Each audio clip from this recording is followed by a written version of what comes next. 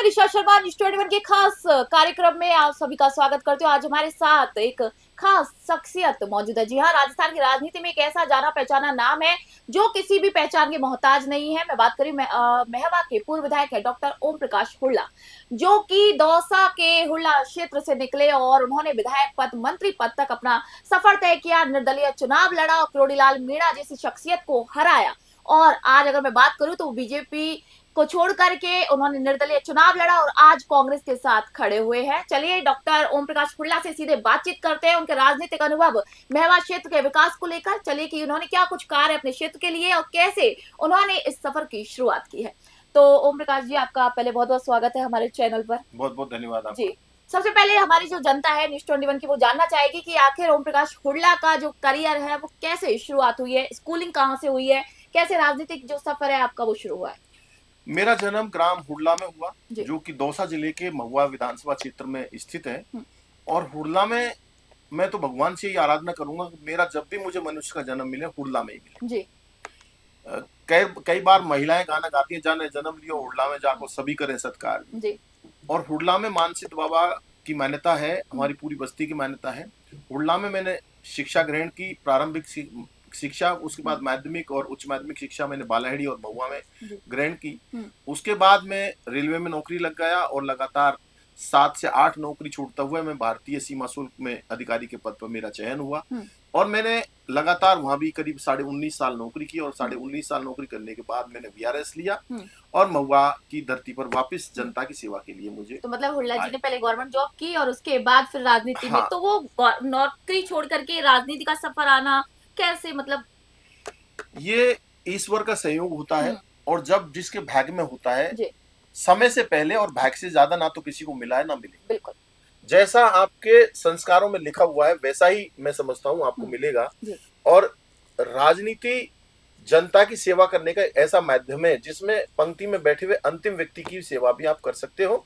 और राजनीति के साथ साथ हम लोगों ने समाज सेवा का काम भी हमने प्रारंभ किया। 2003 से आज तक हम 2 से 2200 लड़कियों, 2 से 2500 लड़कियों की शादी हम लोग कर चुके हैं। अभी 19 अप्रैल को फिर 28 लड़कियों की शादी होने जा रही है, जिसमें हम लड़की के माता और पिता का सहमति लेते हैं और उनके दोनों की, और लड़का और लड़की की सहमति लेते हैं। 1 रुपया उसका रजिस्ट्रेशन चार्ज है और हम लड़कियों की शादी करते हैं ताकि गरीब की बेटी की शादी कैसे हम संपन्न कर सकें, इसके लिए हम प्रयासरत। मतलब आप 1 रुपए में रजिस्ट्रेशन करते हैं और लड़की की शादी आप कराते हैं। बहुत बड़ा काम आप करते हैं। देखिए कि कितना बड़ा काम ही करे, 1 रुपए का रजिस्ट्रेशन करते हैं, जहाँ गरीब लड़की जो शादी के ख्वाब देखती है, उनके जो सपने हैं उनको ये पूरा करते हैं।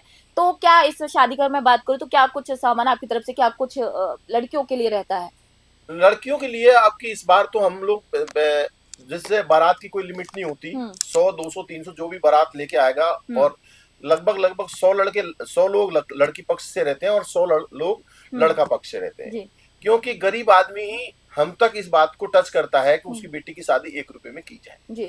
तो गरीब आदमी के घर पर जो मांडा देने का काम है, लड़की वाले के पे क्यों किया जाए? उस मांडे का काम भी हम लोग ही संभालते हैं और लड़के वाले की बारात का काम भी हम लोग ही संभालते हैं। और जैसे अब 28 लड़कियों की शादी है, तो मैं समझता हूँ इसमें 6,000 आदमी का भोजन होगा लगभग, बारात, घराती और बाराती मिला करके।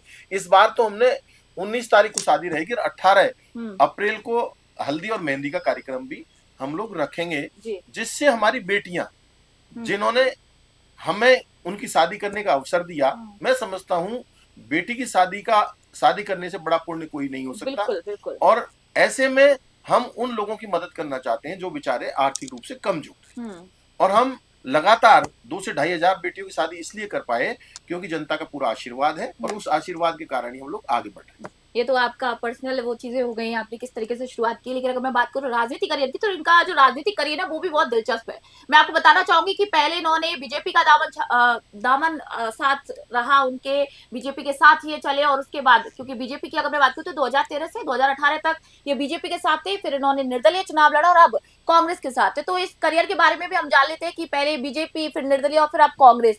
तो किस तरीके से शुरुआत बीजेपी से आपने की, फिर निर्दलीय और फिर अब कांग्रेस? जी। डॉक्टर किरोड़ीलाल मीणा साहब जो 2007 में जिनकी वसुंधरा जी से नहीं बनी थी और वो पार्टी से बाहर हो गए थे, और बाहर होने के बाद में महुआ में वैक्यूम आ गया था, भारतीय जनता पार्टी का कोई प्रतिनिधित्व करने वाला व्यक्ति नहीं था।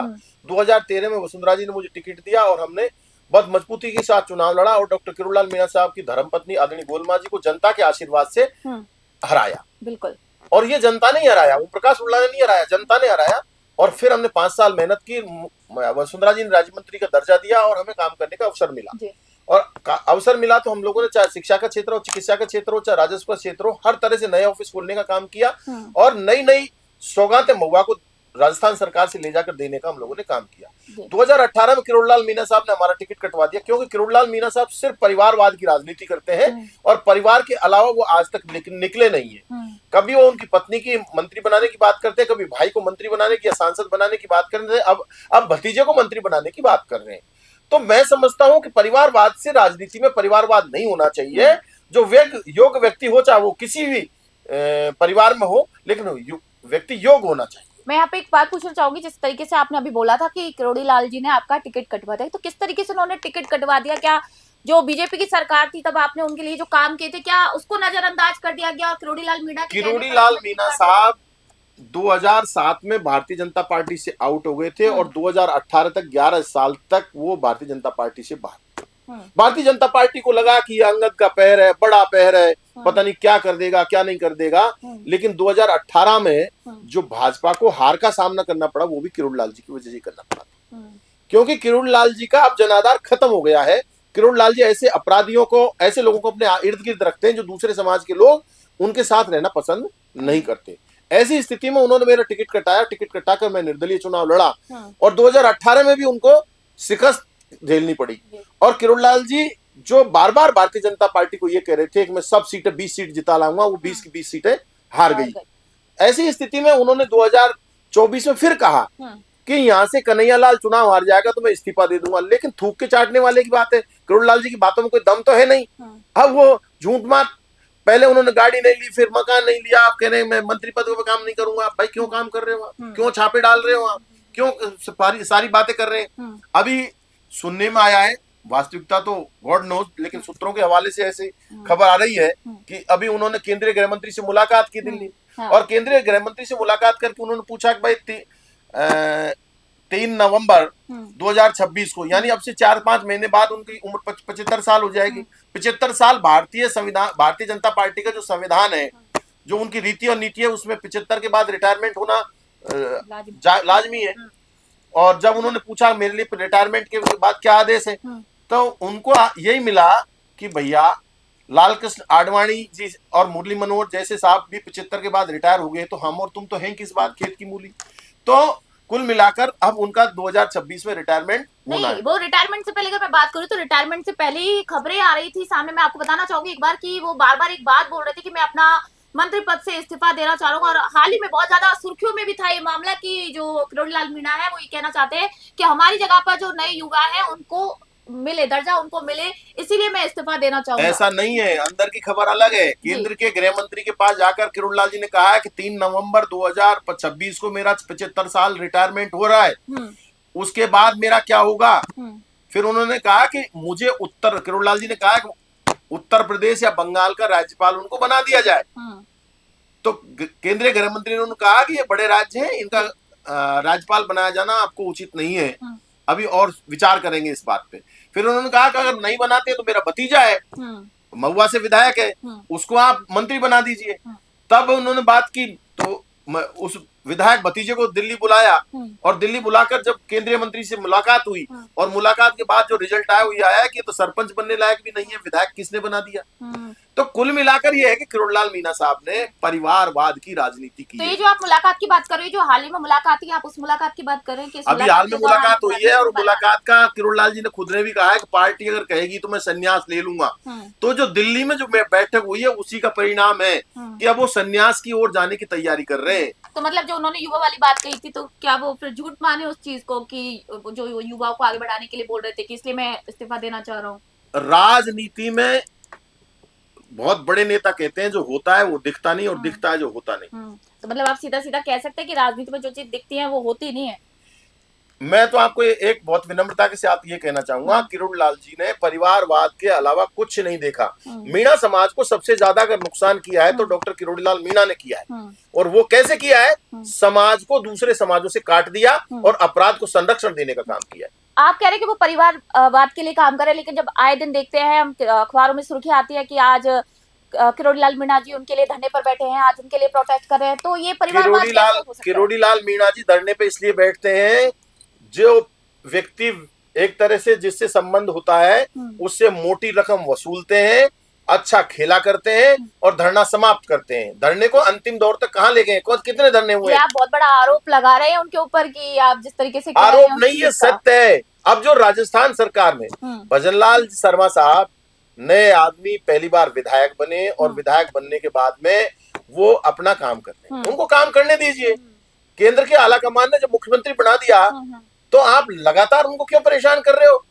लेकिन सच्चाई ये है कि अब जो छापे डाले गए हैं, गोविंद सिंह डोटासरा जी बार बार कहते हैं, दूसरे राजनेता भी बार बार कह रहे हैं कि बीकानेर में, हनुमानगढ़ में छापे डलते हैं, फैक्ट्री में छापा डलता है, रात को छापा डलता है, सुबह रात को फिर होटल चले जाते हैं, सुबह इनके लोग फैक्ट्री पहुंचते हैं, वहां फिर बड़ा खेला होता है, फैक्ट्री मालिक होटल आता है, होटल में बैठक होती है और बैठक होने के बाद दूसरे दिनों फैक्ट्री चालू हो जाती है। आपने अभी वर्डिंग यूज की, खेला नाम, तो कैसा किस तरीके का खेला आप बताना चाह रहे हैं? हमारे दर्शक भी जानना चाहेंगे कि किस तरीके के खेले की आप बात कर रहे हैं। भाई निशा जी, मेरा तो आपके चैनल के माध्यम से राजस्थान की जनता से यही कहना चाह रहा हूं मैं तो, कि आप किरोड़ी लाल जी जैसे महुआ विधानसभा क्षेत्र में एक डेयरी थी, उस डेयरी में ये छापा डालते हैं। पहली बात तो इनके अधिकार क्षेत्र में नहीं है, फूड और सिविल सप्लाई मेडिकल विभाग का काम है। बिल्कुल। क्यों गए? चलो चले गए। उसके बाद 4 टैंकर दूध खाली कर दिया उस सेठ का। 4 टैंकर दूध क्यों खाली कर दिया? अगर उसके टैंकर में दूध खराब था तो आपने सैंपल चेक क्यों नहीं करवाए? आपने अगर खराब था तो सैंपल भेज करके कलेक्ट करते, उसको चेक कराते, और उसके बाद अगर दूध गलत निकलता तो उसको दंडित करते। आपने 4 टैंकर दूध खाली करवा दिया। इसके बाद में 2 दिन के बाद वो फैक्ट्री वापस चालू हो गई। क्यों? मेरा सीधा प्रश्न है। इसका मतलब यह है कि सेठ जी के और किरोड़ी लाल जी के बीच में कोई बड़ा खेला हो गया, और बड़ा खेला आप सब जानते हैं, इसमें कहने की बात नहीं है। बड़ा खेला होने के बाद में फैक्ट्री चालू हो गई। इसका मतलब यह हुआ पूरे राजस्थान में कि दिन भर धूप में घूम घूम के तो मेहनत करे भजनलाल और माल खाए किरोड़ी लाल। यहाँ पे मैं एक बात बोलना चाहूंगी कि अगर देखा जाए तो हमारे दर्शक कहीं ना कहीं ये भी सोच रहे होंगे कि आपकी और जो किरोड़ी लाल मीणा की है जो दुश्मनी वो छिपी नहीं है कहीं ना कहीं। तो क्या अगर आप जो ये आरोप लगा रहे हैं वो व्यक्तिगत तो नहीं है, आप अपना पर्सनली रंजिश वो तो नहीं कर रहे हैं, आप फिर आप पुख्ते के साथ इस बात को कह रहे हैं, आपके पास कोई प्रूफ है इस चीज को लेकर? किरोड़ी लाल जी से मेरी कोई दुश्मनी नहीं है, वो मेरे बड़े भाई हैं, उनका मैं आदर करता हूं और करता रहूंगा। लेकिन उनकी गलत नीतियां हैं, उनका मैं विरोध करता रहूंगा। और गलत नीतियां जिस तरह से समाज को उन्होंने एक दलदल में धकेल दिया, उससे सामाजिक दृष्टि से हम लोगों को नुकसान हुआ है। आप देख लीजिए, चाहे मैं वो नमो नारायण मीणा जी की बात करें, चाहे प्रसादी लाल जी करें, चाहे मुरारी लाल जी करें, चाहे रामकेश जी करें, चाहे रमेश जी की करें, चाहे हरीश जी की करें, चाहे और अन्य नेताओं, सारे नेताओं की बुराई करते हैं, सारे नेताओं की टांग खिंचाई करते हैं। क्या आप अकेले ठगे ठेकेदार हो मीणा समाज के? और भाई आपकी उम्र 75 साल हो गई, आपके जाने के बाद भी आपका प्रतिनिधि खड़ा रहना चाहिए जो समाज की सेवा कर सके। अब नांगल राजावतान में उन्होंने हाईकोर्ट का निर्माण कराया, उनका अकेले का पैसा तो है नहीं, सारा जमान पूरे समाज का पैसा है। वो जमीनें किसके नाम है उसका खुलासा करना चाहिए उनको। हमने जैसे महुआ विधानसभा क्षेत्र में मीन भगवान मंदिर बनाया, छात्रावास बनाया, वहां वो जमीन महुआ तहसील के मीणा समाज के नाम है। तो जो नांगल हाईकोर्ट प्यारीवास में नांगल प्यारीवास हाईकोर्ट बनाया है, क्यों ना वो जमीन दौसा जिले के मीणा समाज के नाम हो, ये मेरी मांग है उनसे।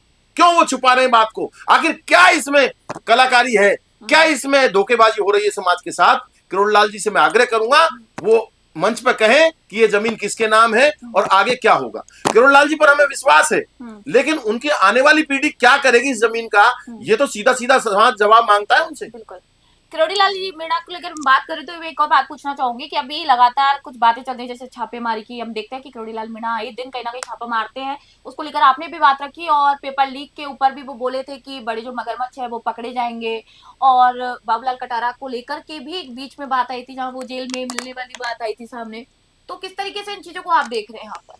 पेपर लीक के मामले में मैं बहुत विनम्रता के साथ कहना चाहता हूँ, मेरी विधानसभा क्षेत्र में कई सरपंच ऐसे हैं जिनके लड़के जेईएन, कोर्ट में बाबू, पीडब्ल्यूडी में बाबू के रूप में नौकरी कर रहे हैं, उन तक पेपर पहुंचा है। और मैं समझता हूं बहुत जल्दी ही एसओजी महुआ तक कूच करेगी और महुआ तक कूच करके और उनको पकड़ने का काम करेगी। तो इसमें भेदभाव नहीं होना चाहिए। ओम प्रकाश हुड्डा का सगा भाई भी, सगा बेटा भी अगर चोर है तो उसके खिलाफ कार्रवाई होनी चाहिए, मैं तो एक ही बात करता हूं।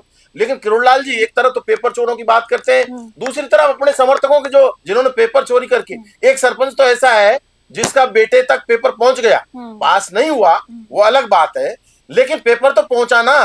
और पेपर जब पहुंचा, दौसा का एक लड़का पकड़ा गया तो उससे भी बड़ी साठगांठ हुई। और अभी सुनने में आ रहा है कि बड़ा खेला महुआ विधानसभा क्षेत्र के जो सार्वजनिक निर्माण विभाग से संबंधित है, कोर्ट से संबंधित, उनकी जांच एसओजी कर रही है।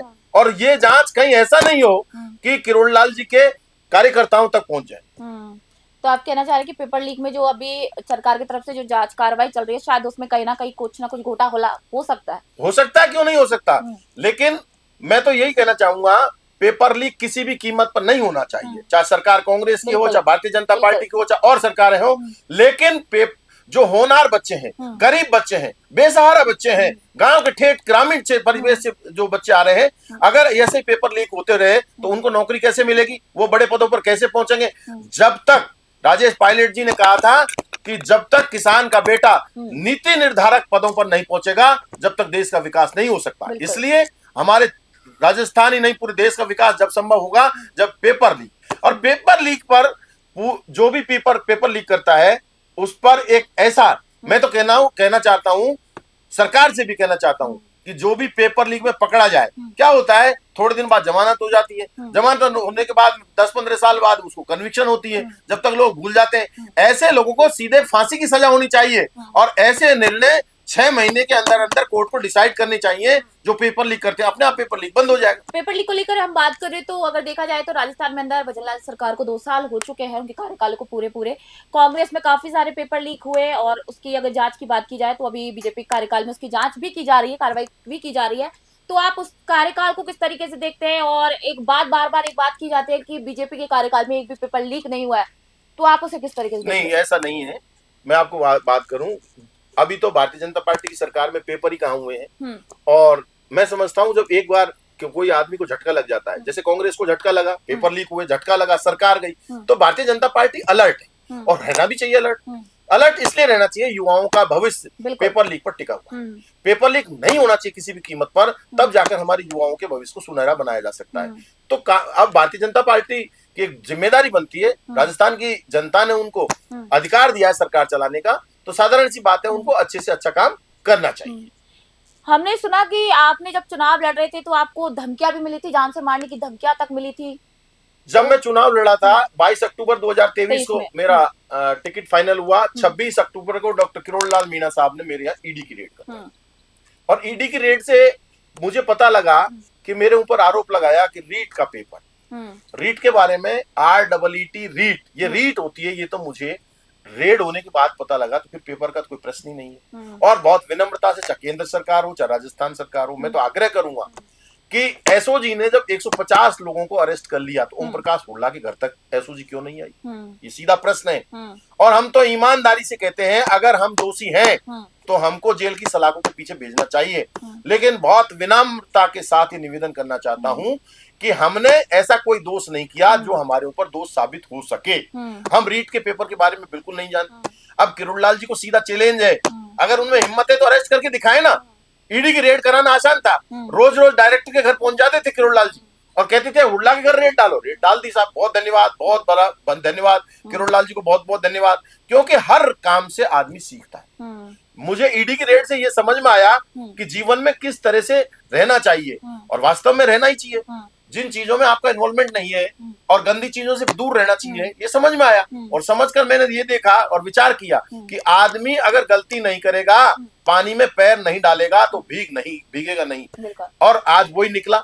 ईडी ने क्लीन चिट दे दिया, एक तरह से कह दिया है कि इनके खिलाफ कुछ भी नहीं है। फिर आप समझ सकते हैं सारी चीजों को कि आखिर किरोड़लाल जी मीणा समाज के लोगों के खिलाफ ईडी की कार्रवाई क्यों कराते हैं, एसीडी की कार्रवाई क्यों कराते हैं, दूसरी कार्रवाई। अब महुआ विधानसभा क्षेत्र में इन्होंने करीब 20 लोगों की आईडी बंद कर रखी, सरपंचों की आईडी पिछले 10 महीने से। वो हुड्डा को वोट दिया उन्होंने, सरपंचों ने। अच्छा, आपको वोट दिया इसलिए उनकी आईडी बंद कर रखी है? हाँ, मेरा 20 से 22 सरपंचों की आईडी बंद कर रखी है इन्होंने, और आईडी बंद करके गांव का विकास रोक रखा है। अब हमारे पास 55-56 तो टोटली पंचायत थी, जिनमें से अगर 22 को आप कर दो तो आप लगभग ये हो गया कोई 45%, 45-40-45% ये हो गया। तो ऐसी स्थिति में 40% ग्राम पंचायतों की आईडी बंद कर रखी है। वो सरपंच विकास नहीं करा पा रहे, सरपंचों को धमका रहे, और वो भी पंचायत राज से नहीं, ग्रामीण विकास से ही नरेगा की जांच कराने के नाम पर उनकी आईडी बंद करा रखे। अब वहां के विकास अधिकारियों को और एसडीएम को और उनको पता नहीं है ये सरकार बदलेगी, और सरकार जिस दिन बदलेगी उस दिन उनके खिलाफ कार्रवाई करेंगे। हम बहुत विनम्रता से मैं मेरी विधानसभा क्षेत्र महुआ के अधिकारियों से निवेदन करना चाहता हूं, अगर कांग्रेस के कार्यकर्ताओं को आप लोग परेशान करोगे तो सरकार बदलने के बाद एक एक अधिकारी का तेल निकाल दिया जाएगा। तो आप सीधा सीधा उनको धमकी दे रहे हो ये वाली बात कि अगर आपकी सत्ता आती है तो आप उनसे बदला लेंगे, रिवेंज सत्ता आने का मतलब रिवेंज इसलिए हमारे जो सरपंचों की आईडी बंद कर रखी है, किस नियम से बंद कर रखी है बताइए हमें। हमारे कार्यकर्ताओं को आए दिन बिजली का वीसीआर भराने का काम कर रहे हैं, हमारे कार्यकर्ताओं को पुलिस के चालान कराने का काम कर तो रहे हैं। आपने उनसे जवाब मांगा जब उनके पंचायत, जब आपके जो कार्यकर्ता जो भी थे उनका अगर उन्होंने आईडी रोकी तो आपने जवाब मांगा सरकार से? किरोड़ी लाल जी की हिम्मत ही नहीं है जो जवाब दे सके उड़ला का। किरोड़ी लाल जी के एक मित्र हैं जिनका नाम है लोकेश मिठारवाल, और लोकेश मिठारवाल सीकर के रहने वाले, उन्होंने एमएसएमई 2023 में रजिस्ट्रेशन कराया, और किरोड़ी लाल जी के कहने पर नगर पालिका के ईओ सुरेंद्र मीणा ने 3.5 लाख रुपए का सोलर प्लांट 24,99,450 में खरीद लिया। अब आप समझ सकते हैं 3.5 लाख का माल 25 लाख में खरीद लिया किरोड़ी लाल जी कहने से। जब हमने शिकायत की, कोई कार्रवाई नहीं हुई, फिर हम सीधे ऊपर गए सरकार में, और सरकार में जाकर हमने एसीडी में मुकदमा दर्ज कराया। आज उनके खिलाफ एसीडी में मुकदमा दर्ज हुआ, चालान होगा। ऐसे अधिकारी को कोई नहीं बचा सकता। अब किरोड़ी लाल जी को जवाब देना चाहिए आखिर ये चोरी क्यों करवा रहे हैं अधिकारियों से। और उसी अधिशासी अधिकारी ने महुआ नगर पालिका में 10 लाख रुपए की लाइटें लगनी थी, वो उनके गांव निठार में जाकर लगा दी। तो किरोड़ी लाल जी को जवाब देना चाहिए आखिर क्यों कर रहे हो।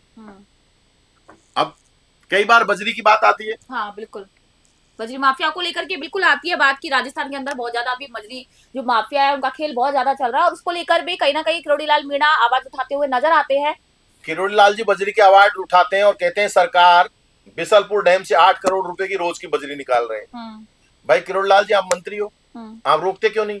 लेकिन रोकोगे कैसे? खुद किरोड़ी लाल मीणा साहब के भतीजे बजरी बेचने का काम कर रहे हैं।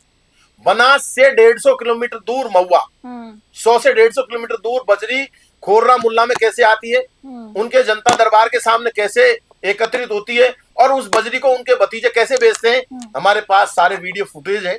हम बहुत जल्दी जनता के सामने ऐसे तथ्यों को लाने का काम करेंगे। बजरी माफिया तो किरोड़ी लाल जी खुद कर रहे हैं, तो दूसरे पर आरोप लगाने की बात ही कहाँ है। यहाँ पर एक सवाल मैं आपसे पूछना चाहूंगी, शायद हमारी जनता के मन में भी ये सवाल होगा कि अगर आपके पास वीडियो प्रूफ वगैरह है तो अभी तक आपने उन्हें पेश क्यों नहीं किया?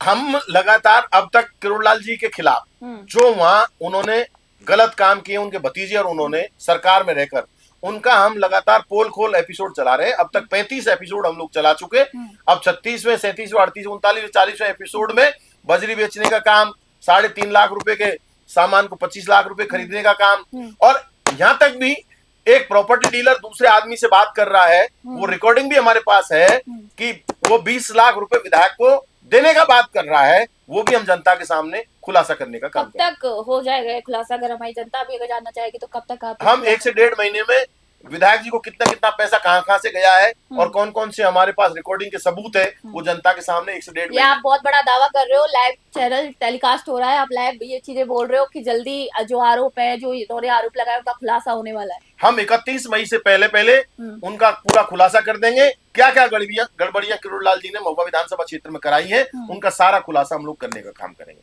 आज धमकी की बात है, किरोड़ी लाल जी मुझे मारने की बात करते हैं, डराने की बात करते हैं। किरोड़ी लाल जी से मैं आग्रह करूंगा, ना मौत से, ना जीवन से पहले जीवन आ सकता, ना मौत से पहले मौत आ सकती। जब समय होगा आपका जीवन आएगा, और समय होगा तब ही मौत आएगी। तो डराना किसी और को, ओम प्रकाश हुड्डा किसी की मत पर नहीं डरेगा। और ओम प्रकाश हुड्डा ने इतने पुण्य के कार्य किए हैं कि चाहे गोवर्धन की धर्मशाला हो, चाहे और बेटियों की, अनाथ बेटियों की शादी करने का काम हो, ओम प्रकाश हुड्डा का बाल का बांका नहीं कर सकते। और उसके बावजूद भी अगर हमें कोई मौत का सामना करना पड़ेगा तो हम मौत का सामना करेंगे, लेकिन किरोड़ी लाल जैसे नेता के सामने झुकने का काम नहीं करेंगे। चलिए अब वर्तमान मुद्दों की तरफ और चलते हैं। अभी बहुत ज्यादा, अभी सबको पता है कि ईरान अमेरिका इजराइल युद्ध चल रहा है यहाँ पर, और बहुत सारी चीजें का इफेक्ट भारत के ऊपर भी पड़ा है, पर बहुत कम पड़ा है, इतना नहीं पड़ा। पर कहीं ना कहीं देखा जाए तो गैस सिलेंडर को लेकर के एक चीजें चल रही है कि गैस सिलेंडर की कमी आ रही है, पेट्रोल की कमी आ रही है, लेकिन जनता त्रस्त भी नहीं है, पर कहीं ना कहीं लोगों की पैनिक हो रहे हैं, इस वजह से भी बातें सामने आ रही है। आपको भी लगता है कि गैस सिलेंडर की कमी राजस्थान के अंदर, अगर मैं राजस्थान की बात करूं? गैस सिलेंडर के मामले में जहां तक सवाल है, ईरान भारत का परंपरागत मित्र रहा है। बिल्कुल। और ईरान ने हमेशा भारत का साथ दिया है और भारत ने हमेशा ईरान का साथ दिया। भारत की जो विदेश राजनीति है वो गुटनिरपेक्ष राजनीति रही है और वो किसी भी गलत काम में किसी देश का साथ नहीं देता रहा। बिल्कुल। मैं समझता हूं कि जब इंदिरा जी प्रधानमंत्री थी देश की, तब निक्सन वहां के राष्ट्रपति हुआ करते थे और किसी बात को लेकर के मीटिंग में जब आपस में अनबन हो गई, इंदिरा जी वहां से निकल आई और उसके बाद जब फोन आया तो उसने फोन तक अमेरिका के राष्ट्रपति का नहीं उठाया। आज हम इजराइल और अमेरिका के दबाव में जो ट्रेड डील कर रहे हैं वो से भारत का बड़ा किसानों का नुकसान। और किरोड़लाल मीणा साहब तो कृषि किसान के बेटे हैं, किसानों को नुकसान क्या होने वाला है? देश के कृषि मंत्री शिवराज सिंह जी चौहान ने, राजस्थान के कृषि मंत्री किरोड़लाल जी हैं, इनको विचार करना चाहिए, किसान का नुकसान नहीं है। लेकिन मैं लिख के दे दूं इस बात को, जो राहुल गांधी जी कह रहे हैं सही कह रहे हैं कि 100% किसानों का नुकसान होगा। जब सस्ती दरों का सामान अमेरिका का भारत में आएगा और भारत का किसान जब अपने सामान को बाजार में ले जाएंगे, जब अमेरिका का सामान सस्ता मिलेगा तो भारत के सामान को कौन खरीदेगा? जब हमारे अमेरिका में किसानों को सब्सिडी दी जाती है और सब्सिडी के कारण उनको सामान सस्ता उत्पादन होता है।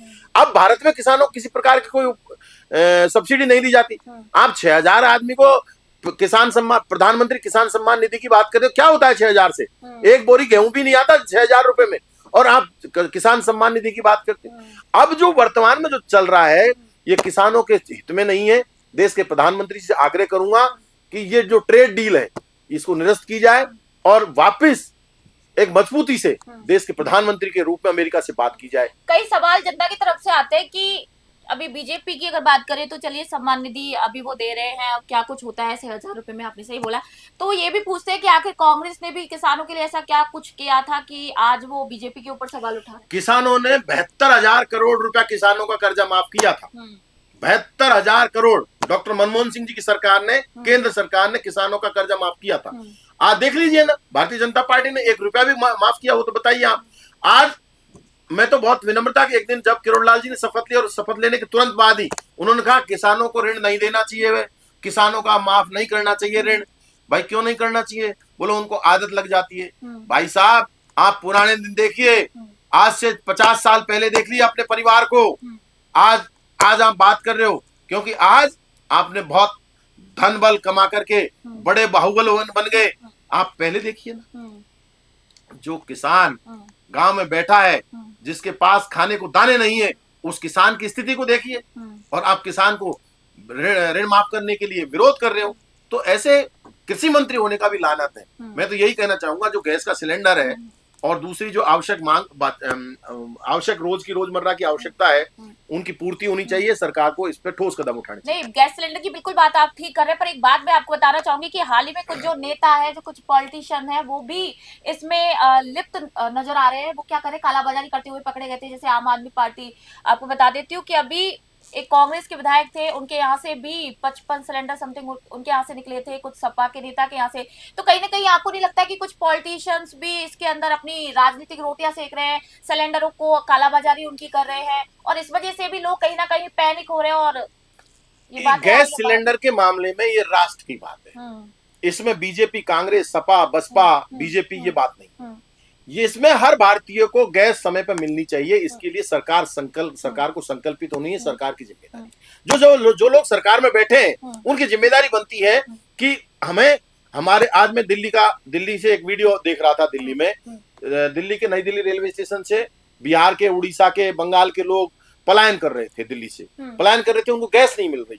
आप समझ सकते हैं, जो आदमी बिहार से अपने बच्चों को पालन पोषण करने के लिए, मजदूरी करने के लिए दिल्ली आया है, वो बिना काम बिहार नहीं जाएगा। अभी ज्यादातर बिहार के लोग दिवाली पर जाते हैं, हिंदू समाज के लोग, या छठ पूजा पे जाते हैं, और बिहार उड़ीसा के लोग और मुस्लिम लोग जो है ईद पे जाते हैं। लेकिन अब ना ईद है इस समय और ना छठ पूजा है ना दिवाली है, तो बिहार और उड़ीसा बंगाल के लोग जो पलायन कर रहे हैं, इसका मतलब गैस की कमी दिख रही है। लेकिन फिर भी देशवासियों से मैं अपील करूंगा, इतना पैनिक होने की आवश्यकता नहीं है। ये एक ऐसी व्यवस्था है, देश के सामने संकट है। माननीय मोदी जी लोकसभा में कह चुके हैं कि देश पर कोरोना संकट जैसा आया है। सही बात, तो देश की जनता उस कोरोना पैनिक जो कही बात, उससे ज्यादा पैनिक हुआ है। और इसमें अगर कोई भी किसी भी पार्टी का, चाहे कांग्रेस का हो चाहे बीजेपी का हो, कोई भी नेता अगर सिलेंडर की कालाबाजारी करता हुआ पकड़ा जाता है तो उसको दंडित करना चाहिए। कोरोना की पैनिक जिन्होंने बात कही थी उसको भी थोड़ा सा घुमा फिरा के पेश किया गया था। अगर आपने देखा होगा इस क्लिप में, उन्होंने एक बात बोली थी कि कोरोना जैसे कार्यकाल में हमने धैर्य रखा था, उसी तरीके से हमें धैर्य रखना अगर कुछ होता है तो। लेकिन उसको भी बहुत ज्यादा एक राजनीतिक टूल पकड़ा दिया गया, उसको भी ये बोल दिया कि कोरोना लगने वाला है, तो लोगों को और ज्यादा पैनिक कर दिया उन्होंने। मैं आपकी बात से सहमत हूं, लेकिन जो कोरोना में तो आदमी, उन्होंने कहा घर पर रहो, सुरक्षित रहो। हाँ। लेकिन अब बिना सिलेंडर के घर पर कैसे रहें?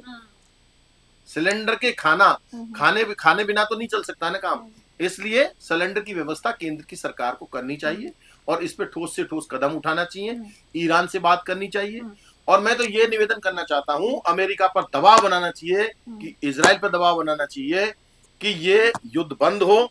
और युद्ध हमेशा हानिकारक होता है, चाहे ईरान हो, चाहे इराक हो, चाहे रूस हो, चाहे इंडिया हो, सबके लिए युद्ध, लड़ाई हमेशा, चाहे समाज की हो, चाहे परिवार की हो, चाहे राष्ट्र की हो, हमेशा नुकसान करती है। इस पर ठोस कदम प्रधानमंत्री जी को उठाना। मैं और कुछ एक और सवाल आपसे पूछना चाहूंगी राजस्थान को लेकर के। राजस्थान में हम लोग रह रहे हैं, तो राजस्थान के कार्यकाल को आप किस तरीके से देख रहे हैं? भजनलाल सरकार को 2 साल हो चुके हैं, उनके कार्यकाल को आप किस तरीके से दे रहे हैं? आप खुद बीजेपी में थे और अब बीजेपी का कार्यकाल है, तो किस तरीके से आप इनके कार्यकाल को देख रहे हैं? लाइक वो चाहे क्राइम में हो, चाहे किसी भी चीज में। देखो, इस समय भजनलाल जी पहली बार विधायक बने और पहली बार विधायक बनने के बाद उनको मुख्यमंत्री बना दिया। अब हम भजनलाल जी से ये उम्मीद करें कि सब कुछ बहुत बढ़िया कर देंगे, तो वो संभव नहीं। अनुभव की बड़ी आवश्यकता होती है और उन्होंने 2 साल में बेहतर करने का प्रयास किया है अपनी से, लेकिन कुछ कमियां हैं, उनको दूर करना चाहिए और सरकार की जिम्मेदारी के साथ। अब वो मुखिया है राजस्थान के, तो उनको बेहतर से बेहतर और क्या कर सकते हैं। और मैं समझता हूँ किसानों के ऋण माफ करने के लिए भी भजनलाल जी को विचार करना चाहिए। किसान जो आत्महत्याएं कर रहे हैं और जो लोग परेशान हैं, उनको उनके प्रति सहानुभूति बरतते हुए कम से कम लाख रुपए का ऋण तो माफ होना ही चाहिए। बिल्कुल। एक और सवाल मैं आपसे पूछना चाहूंगी हुल्ला जी, क्योंकि हमारे जो राजस्थान के दर्शक है, जो न्यूज़ 21 के दर्शक है, वो भी जानना चाहते हैं कि आगे हुल्ला जी का क्या कुछ प्लान होने वाला है, आगे आने वाली जो चुनाव है उनको लेकर के क्या कुछ रणनीति आप अपनाना चाह रहे हैं आने वाले चुनावों में? क्या अब की बार फिर से आप चुनाव लड़ेंगे और अब की बार फिर से एक बार जिस शिकस्त के साथ आपने हार ली, उसी शिकस्त के साथ आप भारी मात्रा में वोट के साथ जीत कर आओगे? देखो निशा जी, मैं आपको निवेदन करना चाहता हूँ कि 2013 में मैंने भारतीय जनता पार्टी के टिकट पर चुनाव लड़ा। उस समय मैं कांग्रेस का टिकट मांग रहा था और बीजेपी का मिला जी। 2018 में जब मैंने बीजेपी का टिकट मांगा तो निर्दलीय से चुनाव लड़ना पड़ा। इस बार मुझे कांग्रेस का टिकट मिला और कांग्रेस से चुनाव लड़ा। 2028 में मैं कांग्रेस के टिकट पर चुनाव लड़ूंगा और मैं समझता हूं कि आज इनका 2.5 साल में इतना खराब इन्होंने महुआ में कर लिया कि इनकी जीत और हार का अंतर 50,000 होगा। तो अब तो मैं, जैसे महुआ का जिला अस्पताल है, हमेशा ऐसी संस्थाएं गांव के बीच में, शहर के बीच हो जानी चाहिए, लेकिन उसको उठा करके दूर दराज गांव के बाहर ले जाने। मैंने कहा मिडवे में बना दीजिए, चाहे वहीं बना दीजिए, लेकिन इन किरोड़ लाल जी को हुड्डा के काम पसंद नहीं आते।